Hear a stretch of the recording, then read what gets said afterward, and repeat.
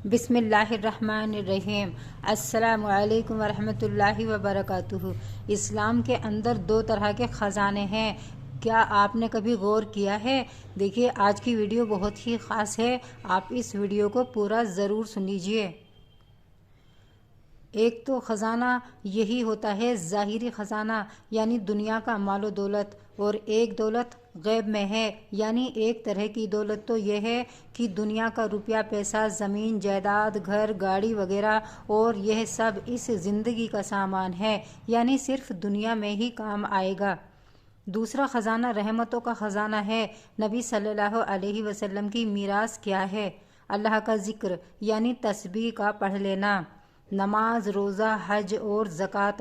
اگر کوئی بندہ یہ عبادت سچے دل سے یعنی دل لگا کر کرتا ہے تو پھر جس انسان پر اللہ کی رحمت ہو جاتی ہے، یعنی جس بندے کو اللہ پسند فرماتا ہے، تو اس بندے پر اپنے فضل و کرم سے اس بندے کو ساری ہی روحانیت کا سسٹم جو بھی ہے اللہ اس کو سمجھا دیتا ہے کہ قرآن شریف میں کون سے خزانے ہیں۔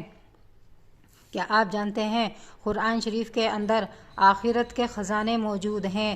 دنیا کے ساتھ ساتھ دنیا بھی کامیاب ہے، اور جو اس کے اندر قرآن شریف کے اندر جو دوسرے خزانے ہیں وہ کون سے خزانے ہیں؟ اللہ کی عطا خزانہ ہے، اللہ کا اذن دوسرا خزانہ ہے، اللہ کا فضل و کرم ہے، یعنی قرآن شریف کے اندر یہ بھی ذکر آتا ہے کہ اللہ کے فضل و کرم سے، جیسے کہ اللہ پر جیسے کہ کسی بندے پر اللہ کا فضل و کرم ہو گیا تو اس کو عبادت کرنے میں لطف آنے لگا، تو اس پر اللہ کا فضل و کرم ہو گیا، یعنی کہ اللہ نے کسی بندے کو ہدایت دے دی یا اس کا نفس پاک کر دیا۔ جو ایسی بہت سی باتیں ہیں، لیکن ویڈیو لمبی ہو جاتی ہے، ابھی ہم آپ کو تھوڑا تھوڑا ہی سمجھا دیتے ہیں۔ قرآن شریف کے اندر شفا ہے، رحمت ہے، شفا روحوں کی بیماری سے شفا ہے، برکت ہے، بشارت ہے، اور بھی بہت کچھ ہے۔ کبھی آپ غور کر کے دیکھیں تو آپ کو خود ہی سمجھ میں آ جائے گا، یعنی روحوں کی شفا بھی ہے اور بیماریوں کی شفا بھی ہے، الحمدللہ۔ کبھی آپ غور کریں گے تو آپ کو خود ہی سمجھ میں آ جائے گا انشاءاللہ، ورنہ تو آپ ہماری بات مان سکتے ہیں، اسلام میں زبردستی نہیں ہے۔ اگر آپ سمجھنا چاہتے ہیں تو پوری ویڈیو کو دھیان سے سن لیجئے، آپ کے لیے بہتر رہے گا، کیونکہ کھول کھول کر ہر کوئی نہیں سمجھاتا ہے۔ کھول کھول کر سمجھانا بھی پیارے نبی صلی اللہ علیہ وسلم کی سنت ہے، جیسے کہ اللہ نے فرمایا قد افلح من تزکا، یعنی کامیاب ہوئے وہ لوگ جو پاک ہوئے۔ یہ بات ظاہری پاکی کے لیے ہی نہیں ہے بلکہ باطن کی پاکی، یعنی انسان کو اپنا باطن بھی پاک کرنا ہے۔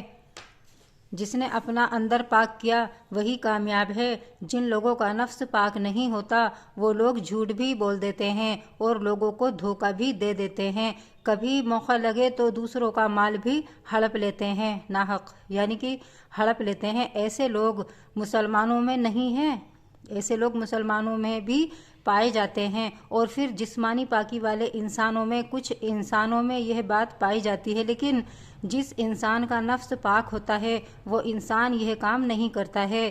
بھول چوک سے کبھی اس بندے سے کوئی غلطی ہو بھی جائے تو فوراً ہی توبہ کر لیتا ہے، اور ایسے بڑے بڑے کاموں سے وہ اللہ کی نافرمانی سے بہت زیادہ ڈرتا ہے اور اپنی حالت سدھار لیتا ہے۔ اور اگر کوئی بندہ اپنی غلطی یعنی اپنی اگلی پچھلی باتوں پر غور نہیں کرتا تو ایسے ہی بندے گھاٹے میں رہ جانے والے ہیں۔ اللہ کا اذن یعنی اللہ کی اجازت، یعنی آپ نے غور کیا کہ آپ کو اللہ نے اپنا ذکر کرنے کی اجازت دی ہے کہ آپ اللہ کا ذکر کریں، کیونکہ عبادت کرنے کی توفیق اللہ ہی کی طرف سے ہوتی ہے، یہی اللہ کا اذن ہوتا ہے۔ اور اللہ جس کو اپنا ذکر کرنے کی اجازت دیتا ہے تو وہ بندہ کھڑے لیٹے بیٹھے کروٹوں کے بل اللہ کا ذکر کرتا رہتا ہے، یعنی اس بندے کا قلب جاری ہو جاتا ہے، اس کے دل کے اندر ذکر ہوتا رہتا ہے۔ زبان کا ذکر ایک الگ بات ہے اور دل کا ذکر کیونکہ اللہ کا تعلق صرف بندے کے دل سے ہے، اور وہ ہر حال میں اللہ کا، یعنی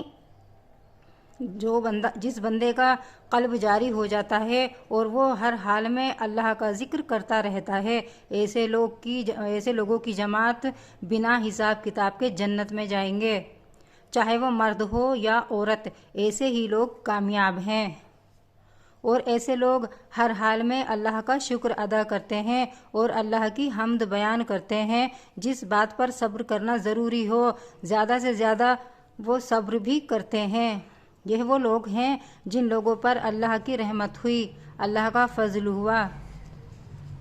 یعنی کوئی ناحق ہی اگر ستایا جائے تو ضروری نہیں ہے کہ وہاں بھی صبر کیا جائے، کیونکہ اگر کسی کی غلطی کو اگنور کرتے رہتے ہیں تو وہ بندہ اور زیادہ بڑی غلطی کرنے کے لیے تیار ہو جاتا ہے۔ تو اس لیے کہیں کہیں ایسا ہوتا ہے کہ صبر کرنا لازمی ہے، لیکن کہیں کہیں اگر کوئی ناجائز ستا رہا ہو تو اس کو سمجھا دینا بھی چاہیے۔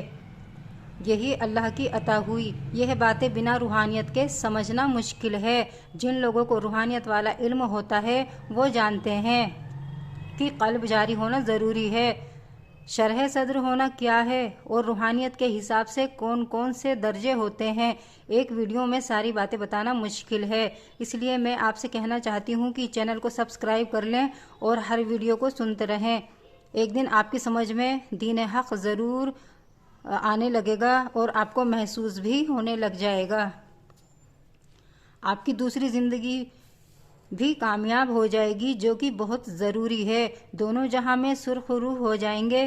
علم سینہ بسینہ ہی چلا ہے۔ یا اللہ یا ہادیو، یا اللہ یا ہادیو، یا اللہ یا ہادیو، اس میں اعظم کا ذکر چلتے پھرتے پڑھتے رہیں اور درود شریف بھی پڑھتے رہیں۔ دین حق سمجھنے کے لیے یہ ورد ضروری ہے۔ اس میں اعظم کا ورد ہے، آسان ورد ہے۔ آپ کا ظاہری جسم تو جاگ رہا ہے، لیکن روحوں کا جہان تو آپ کے اندر بند ہے، وہ سو رہا ہے۔ تو آخرت کی کامیابی کیسے ملے گی؟ اندر کے جہان کو جگانا ضروری ہے۔ آپ کی روح جاگ گئی تو آپ خوش نصیب ہیں۔ اصل خزانہ انسان کے اندر ہی بند ہے۔ یا اللہ کی ضربیں لگائیے اور شیطان کو دور کیجیے۔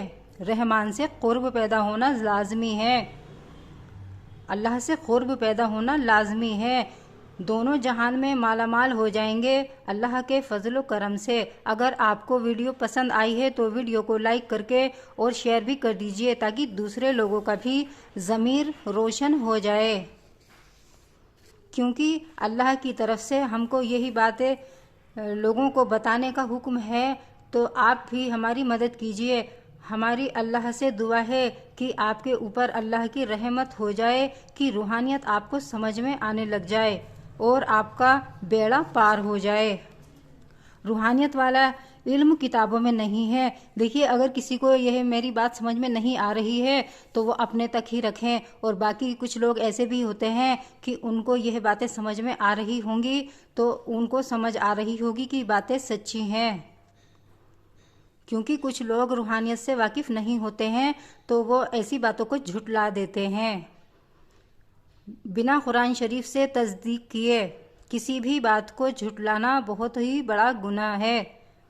اللہ ایسے گناہوں سے بچا کر رکھے ہر ایک مسلمان بھائی اور ہر ایک مسلمان بہن کو۔ ہم تو اللہ سے سب کے لیے دعا ہی کرتے ہیں۔ روحانیت والا علم کتابوں میں نہیں ہوتا، یہ علم سینہ بسینہ ملتا ہے۔ سبحان اللہ، سینہ بسینہ علم جس کو مل گیا وہ خوش نصیب ہے اور وہی جنتی ہے۔ سینہ بسینہ علم سے ہی لوگ ولی بن گئے۔ سبحان اللہ۔ نبی صلی اللہ علیہ وسلم پر سچے دل سے درود شریف کا نذرانہ پیش کیجیے اور اللہ کی رضا کے لیے پیارے نبی صلی اللہ علیہ وسلم سے محبت کیجیے۔ اللہ کے نام کی تسبیح پڑھتے رہیے، پھر آپ کے لیے ہر ایک عبادت کرنا آسان ہو جائے گا، اور عبادت کرنے میں آپ کا دل بھی لگنے لگے گا۔ جس عبادت کو کرنے میں لطف پیدا ہو جائے وہی عبادت قبولیت کے درجے پر فائز ہو جاتی ہے۔ سبحان اللہ۔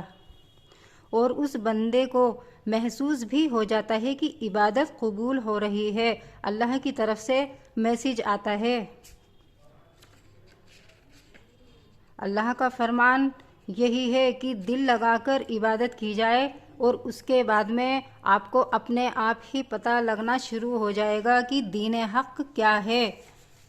جس دن آپ کا نفس پاک ہو گیا، یعنی آپ کے اندر سے حسد، کینہ، تکبر ختم ہو گیا، اور آپ نے اپنے اندر پورا سچ بولنا شروع کر دیا، یعنی کہ سچ بولنے کی آپ نے عادت بنا لی، اور اللہ سے سچے دل سے ڈر کر توبہ کی، تو آپ کی منزل آسان ہے، اور آپ کا اندر پاک ہو جائے گا، یعنی نفس پاک ہو جائے گا۔ بہت سے لوگ نفس پاک کرنے کی تعلیم نہیں دیتے ہیں۔ یہی تو سب سے بڑی تعلیم ہے کہ ہر ایک انسان جو بھی اللہ کا ذکر کرتا ہے وہ لوگوں کا نفس پاک کرنے کی تعلیم ضرور دیتا ہے، اس کو دینی چاہیے، کیونکہ نفس پاک ہو جائے گا تبھی تو انسان کا تعلق اللہ سے جڑے گا۔ اس بات پر غور کرنے کی ضرورت ہے۔ اللہ سے تعلق جوڑنا بہت ہی زیادہ ضروری ہے۔ ہر کوئی اگر انسان یہ سمجھ لیتا ہے کہ ہمارا تعلق اللہ سے جڑ گیا ہے اور اس کے بعد بھی وہ گناہ کرتا رہتا ہے، تو اس کو کیسے سمجھیں کہ وہ اللہ سے ڈر رہا ہے؟ جس کا تعلق اللہ سے جڑ جاتا ہے وہ بندہ اللہ سے ہر وقت ڈرتا ہے، اور اللہ کی فرما برداری، یعنی کہ اللہ کی فرما برداری پر اپنی زندگی گزارتا ہے۔ ہم نے جو بھی باتیں بتائی ہیں آپ اس باتوں کو مانیں اور اپنے اندر سدھار لانے کی کوشش کیجیے۔ اللہ آپ کو جزائے خیر عطا کرے، آپ کی جائز مراد پوری کرے، آمین یا رب العالمین۔ اور دیکھیے ہم نے ابھی آپ کو اتنا ہی بتایا ہے، آگے ہم آپ کو آگے بتائیں گے انشاءاللہ تعالی۔ السلام علیکم ورحمۃ اللہ وبرکاتہ۔